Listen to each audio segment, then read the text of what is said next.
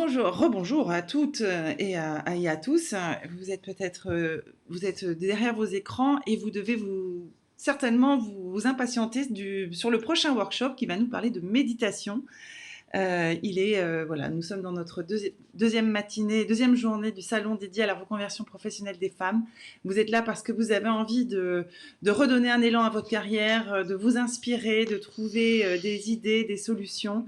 Et voilà, donc nous allons accueillir, peut-être que Jean-Philippe Vagnon va pouvoir vous aider à trouver votre chemin professionnel. Bonjour Jean-Philippe, merci d'être avec nous ce matin.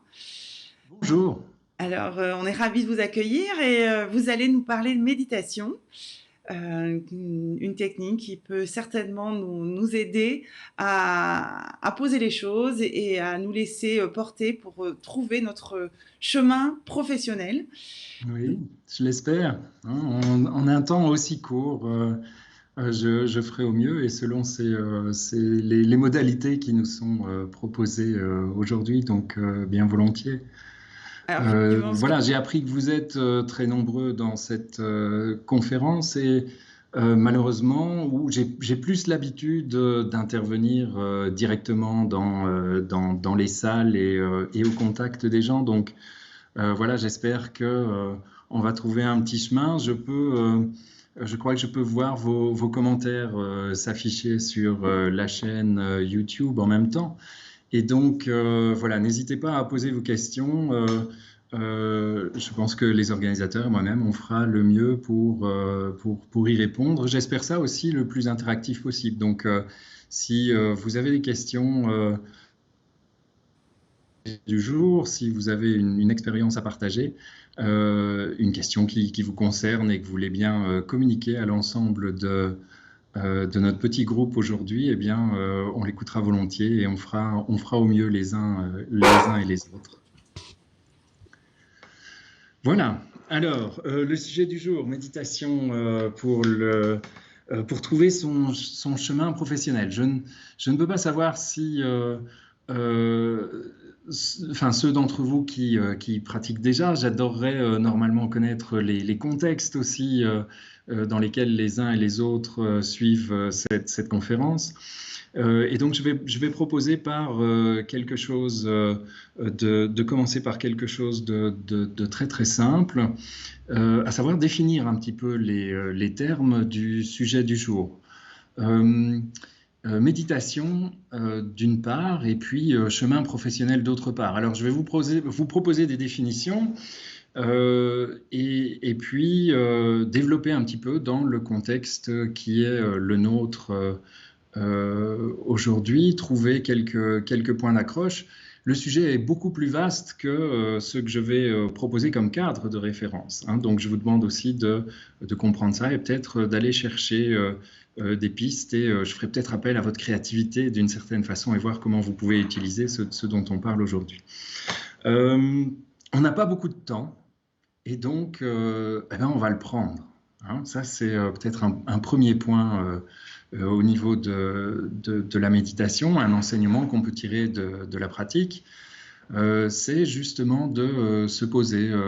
Je crois que c'est Saint François de Sales qui disait oh, la méditation, quelques minutes par jour suffisent, sauf si on a des journées très très remplies et qu'on est très occupé. À ce moment-là, il faut plutôt pratiquer 1 heure parce que eh bien, l'idée, c'est vraiment de se poser et de prendre le temps, de prendre cet espace entre une réaction qui nous est proposée par le monde extérieur, dans notre contexte, le monde professionnel, et puis ou notre envie de développement professionnel, et la réponse qu'on va donner à ces stimulus et cette expérience qui nous est proposée.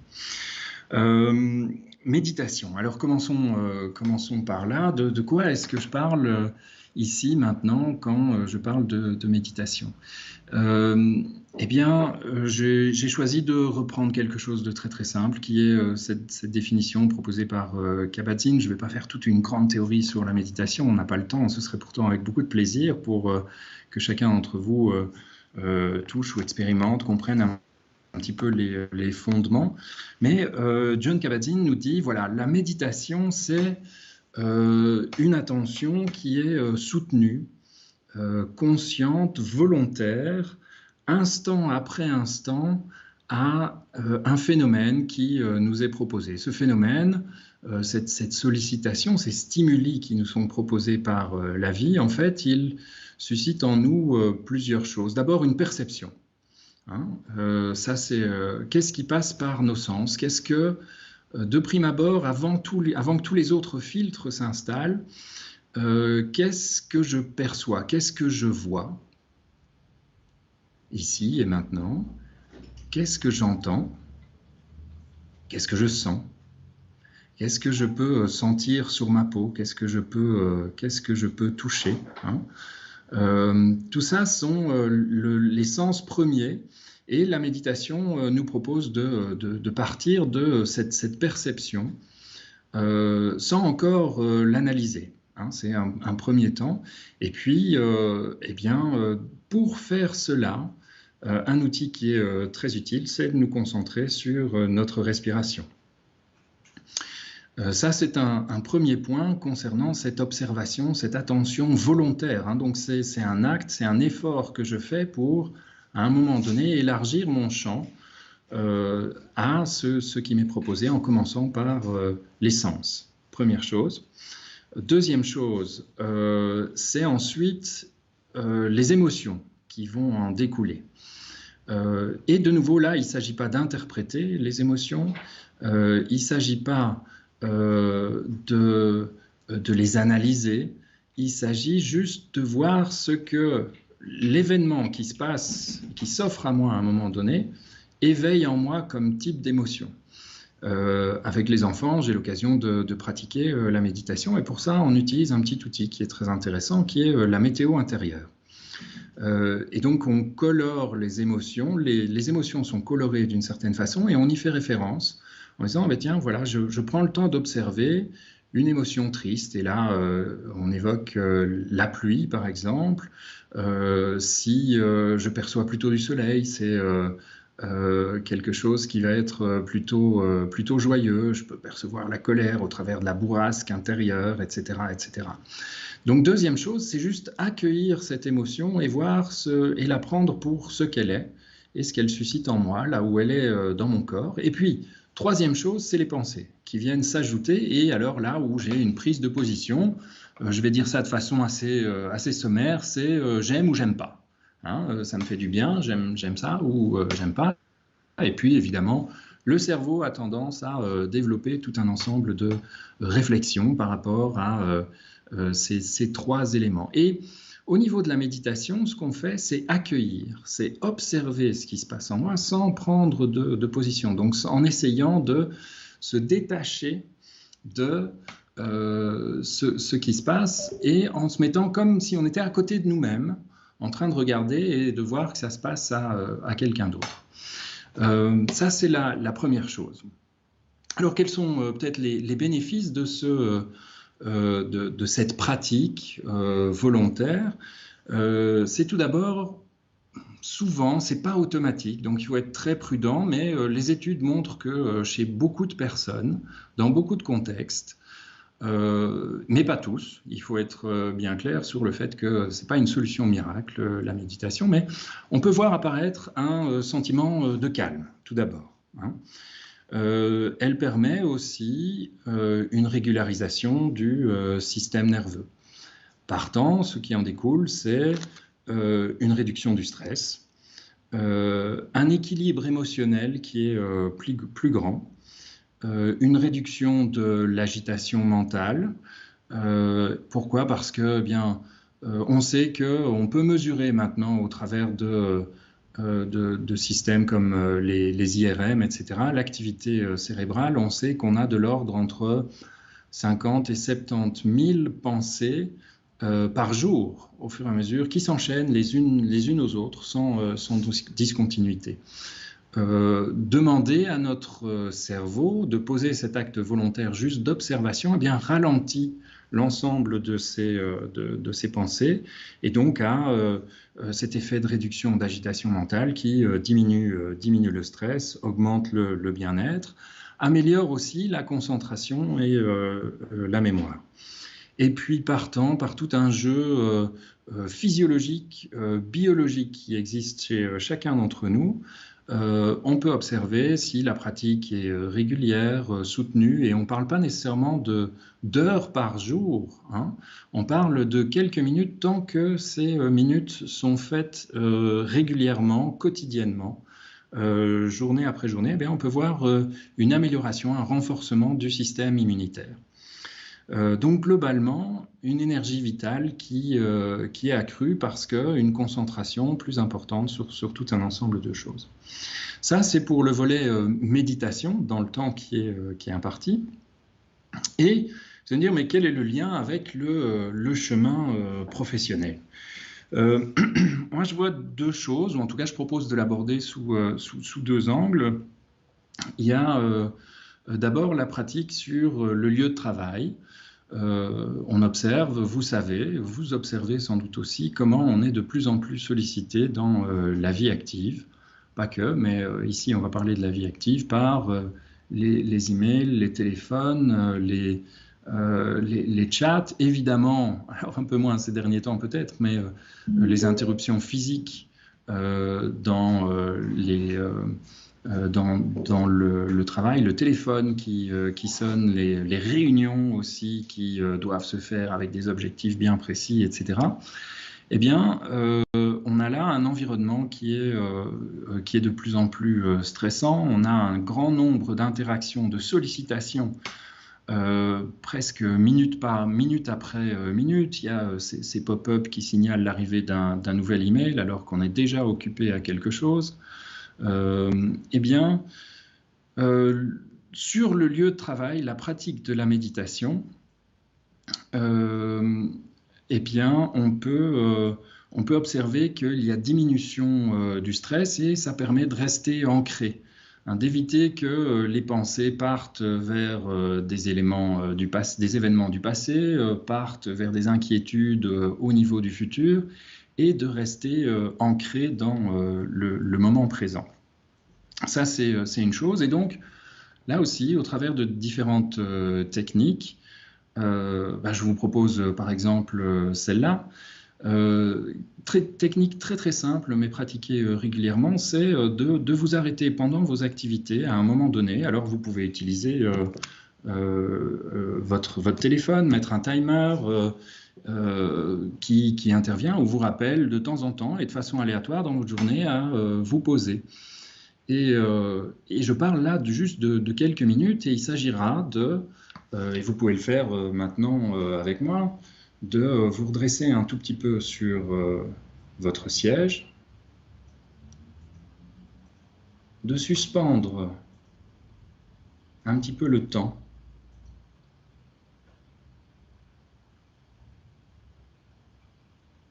et de regarder à l'intérieur comment vous vous sentez, sans essayer de faire quoi que ce soit d'autre, mais juste prendre ce temps d'observation de vous-même. Hein. La première étape, c'est vous arrêter, c'est le stop. La deuxième étape, c'est le feel. Qu'est-ce que je ressens? Ça peut être une émotion, ça peut être une inquiétude pour quelque chose qui va venir, ça peut être une satisfaction aussi, c'est pas que du stress, ça peut être une joie particulière, et alors vous pouvez prendre 7 minutes pour y goûter. Hein. Et puis après ces 2-3 minutes, de reprendre votre activité, c'est le go. Donc stop, feel, go. Et ça, c'est déjà quelque chose. Ici, vous le pratiquez de temps en temps, plusieurs fois même sur votre journée. Vous pouvez le rythmer de différentes façons. Par exemple, en prenant un certain nombre d'inspirations et d'expirations. Eh bien, ce sont des choses qui vont permettre de vous poser un tout petit peu. Premier petit exercice, c'est contexte de pratique, alors sur le lieu de travail. Et puis j'ai dit tout à l'heure, la méditation permet d'équilibrer les émotions, de réduire l'agitation mentale. Et comme le sujet du jour, c'est trouver son chemin professionnel, l'autre aspect que je voulais aborder avec vous, c'est que faire lorsqu'on est face à des grandes questions professionnelles, des changements internes dans l'entreprise, ou bien peut-être pour certains d'entre vous, le fait de se lancer comme indépendant, de changer d'activité. Eh bien, la méditation, là, peut probablement vous aider à faire face à un ensemble de peurs ou de croyances limitantes dont vous avez pu entendre parler à d'autres moments dans le salon ou si vous vous intéressez au sujet. Et donc, la méditation pratiquée régulièrement va vous permettre d'aller chercher à l'intérieur et de vous reconnecter à vos propres valeurs. Qu'est-ce qui en moi cherche à s'exprimer au travers de l'émotion, l'inconfort, de ce que je souhaite changer, de ce que je souhaite faire maintenant dans ma vie. Et au plus vous aurez une pratique de méditation, au plus vous serez à même de rester connecté à ces valeurs et de faire quelque chose qui me semble de plus en plus important, c'est avoir une action, un métier, une activité qui ait du sens par rapport à ces valeurs qui vous animent, qui vous nourrissent, qui sont essentielles, que vous avez besoin de nourrir aussi par votre quotidien. Et donc la pratique méditative, là, quelques minutes par jour de nouveau, alors peut-être un peu plus au calme, chez vous, dans le salon, avant de vous coucher ou au matin en vous levant, va vous permettre de vous interroger et d'observer tout ce qui s'anime en vous et d'aller interroger bien justement cette partie de vous qui est assez essentielle, qui est un noyau, qui ne demande qu'à briller, être en contact avec les autres et avoir une activité qui soit épanouissante, à établir des relations qui soient chaleureuses avec votre entourage, dans une activité, comme je disais, qui a de sens. Voilà, je pense que c'est déjà tout pour la vingtaine de minutes que j'ai avec vous. Je regarde le petit timer là. Et je pense que maintenant, il y a une dizaine de minutes pour des interactions et je peux peut-être parler de l'une ou l'autre technique encore, voire terminer par une petite méditation ensemble de respiration, quelques minutes à la fin, si vous le souhaitez. Merci pour ce moment très apaisant. Et voilà, je vois qu'il y a une question d'Anna Paula qui se demande, vous avez évoqué de travailler avec des enfants, donc je pense qu'elle fait un petit aparté par rapport à cette question, par rapport à ce travail que vous faites avec les enfants, et souhaite savoir dans quelle situation, quel cadre vous pratiquez la méditation avec les enfants. Merci Anna pour cette question. Oui, je pratique la méditation avec les enfants. Ils ont une prédisposition pour cette pratique si on a avec eux des exercices réguliers et adaptés.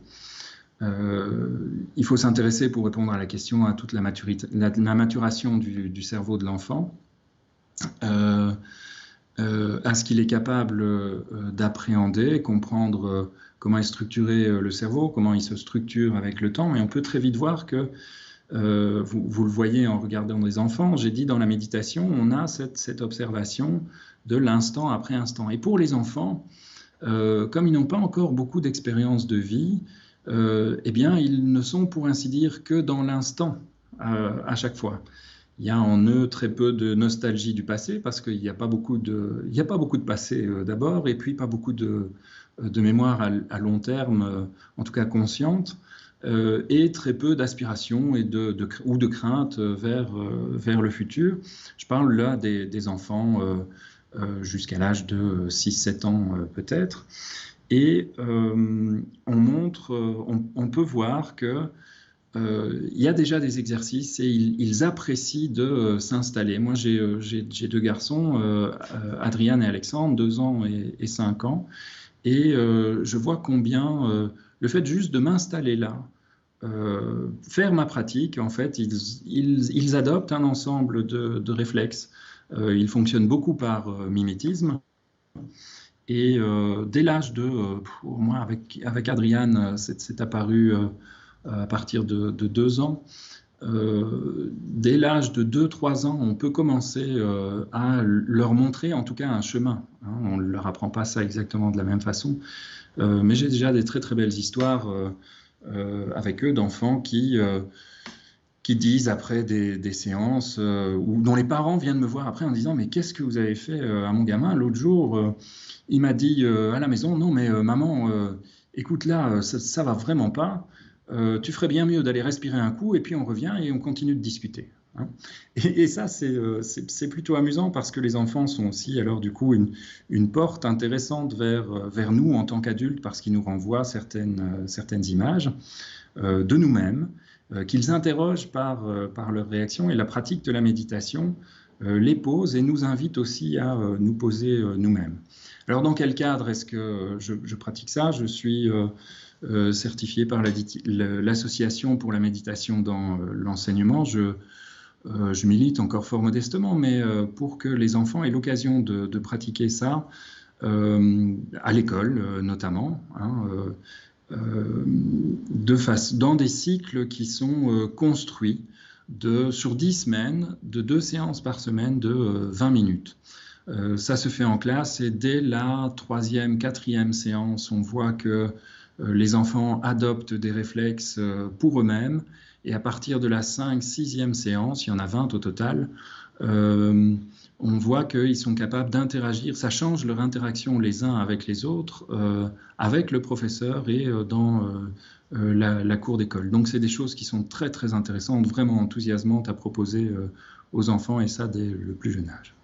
Et oui, et chez les enfants, les effets sont assez immédiats, même si en tout cas, ça peut nous inspirer, puisque c'est l'effet escompté que l'on recherche pour soi aussi, quand on pratique la méditation, essayer d'être plus réceptif à l'environnement et d'améliorer nos interactions avec le monde et avec les autres. Et la méditation propose de commencer par soi-même. Il y a plusieurs exemples que j'aime assez bien de ce point de vue-là, en réaction à votre question. Hein. C'est le matin, si vous pensez à votre matin, vous vous êtes levé, vous avez peut-être vu la famille, les enfants, vous leur avez dit bonjour, vous êtes habillé, vous vous êtes précipité pour venir au salon, ou pour l'organiser, n'est-ce pas Valentine? Voilà. J'ai juste une petite question, et on peut prendre 2 respirations pour y penser. C'est, est-ce que dans tous ces bonjours que vous avez dit ce matin, est-ce que vous n'avez pas oublié quelqu'un? Est-ce que vous vous êtes dit bonjour à vous-même? Bonjour toi, comment vas-tu ce matin? Hein, ça nous semble tellement naturel de le faire pour les autres, c'est important comme acte à poser, comme acte social, mais finalement, est-ce qu'on n'est pas le premier avec qui on passe la journée? Et toute la journée encore. Donc, est-ce que ça ne vaut pas la peine? Et je propose encore de nous asseoir, nous avancer un tout petit peu, mettre les mains sur les genoux, les 2 pieds au sol, fermer les yeux si vous le souhaitez,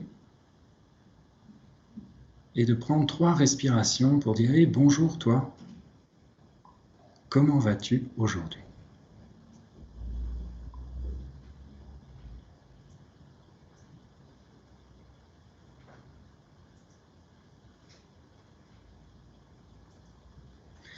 Et peut-être que la proposition de la méditation, c'est de faire une partie de ce travail de relations sociales. Hein, on espère tous avoir des relations épanouissantes avec les autres. Est-ce que la question, c'est pas de trouver des relations épanouissantes ou une relation épanouissante avec nous-mêmes? Quelque chose qui soit apaisé de façon à ce que, avec le reste du monde, on puisse aussi être apaisé. C'est une simple question que je pose, mais comment peut-on envisager d'être tranquille avec les autres si on n'est pas tranquille en soi? Alors, c'est une excellente question. Avant de terminer, parce que le temps passe, il y a également Nathalie qui pose une question, je pense qu'on se pose toutes, si on souhaite démarrer la méditation ou si on l'a déjà commencé cette pratique. Le souci, c'est évidemment de trouver le temps et peut-être le bon moment pour s'y mettre et s'y tenir. Quels seraient vos conseils par rapport à ça? Parce que voilà, de caser ça parfois dans nos vies bien chargées, c'est pas évident. Comment se mettre ces petits rituels en place? Oui, au niveau des rituels, il y a plusieurs choses. Il y a des pratiques formelles qu'on fait alors dans un certain cadre, en se posant ici ou là sur un zafou, dans le salon, allongé, sur un tapis de yoga. Et puis, et alors qui nécessite évidemment de s'arrêter plus ou moins longtemps, en position assise, en mouvement. Il y a tout un ensemble de choses qui existent et qui peuvent, c'est vrai, sembler assez contraignantes. Mais tout l'intérêt et le bénéfice de la pratique est là. Si vous pensez à un violoniste ou un joueur de football, eh bien, il pratique régulièrement toute une série d'exercices. Oui, ces exercices, après, leur pratique a l'air de devenir vraiment très très simple, mais c'est parce qu'ils prennent ce temps. Et ce temps, c'est un choix. Le temps qu'on utilise, eh bien, on choisit de l'utiliser ou de l'occuper d'une façon ou d'une autre. Et peut-être que l'intérêt de la méditation, c'est de nous interroger sur les priorités qu'on met par rapport au temps et à la manière dont on l'utilise.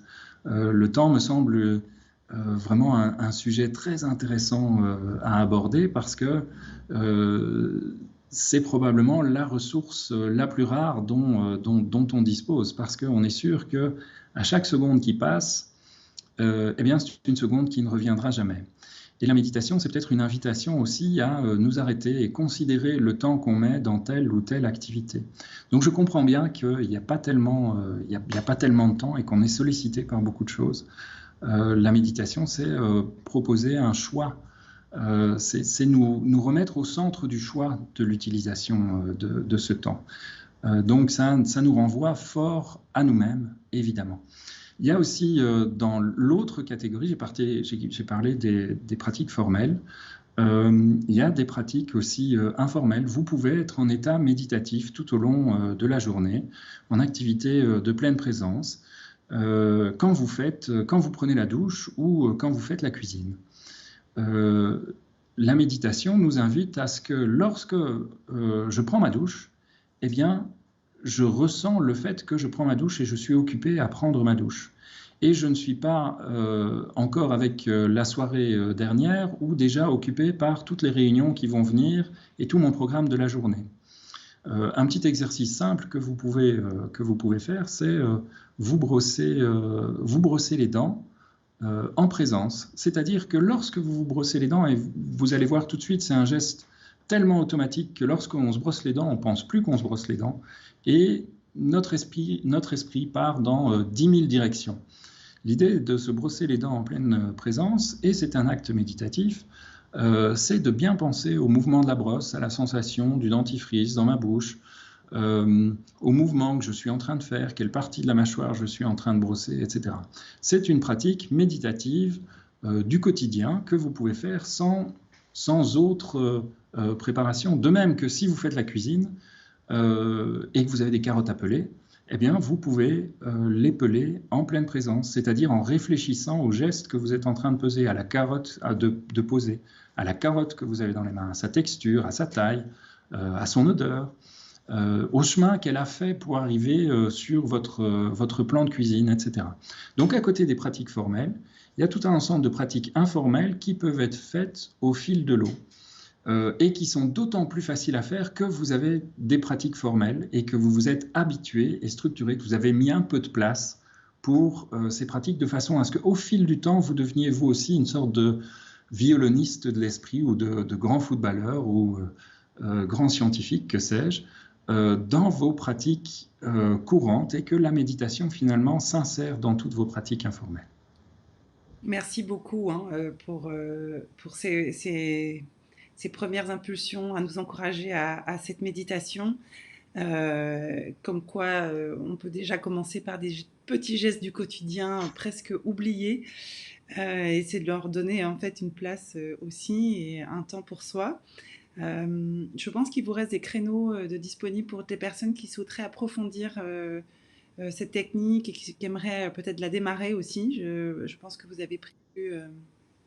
Ah, il y a la personne Oui, suivante qui appelle déjà. ça doit être le timer qui Oui, dit c'est qu'on le on est workshop toujours. suivant et la personne qui nous attend, donc je ne vais pas traiter trop, mais donc un grand Oui, merci. voilà, j'ai des créneaux. Chez Alagi, on travaille ces sujets-là à la fois en entreprise et en individuel, comme outil de connaissance de soi, d'éducation à soi et au monde. Donc, ce sera avec plaisir. Ben, merci encore, merci infiniment pour cette petite parenthèse apaisante pendant cette matinée, dans ces 2 jours qui sont très denses et très informatifs aussi. Merci de nous rappeler que le temps est précieux et qu'il faut le prendre et le savourer pour continuer voilà, dans une vie plus épanouie. Merci beaucoup. Avec joie. Merci à vous. Merci Bonne journée, bonne continuation de salon à chacun. et merci de nous avoir fait confiance.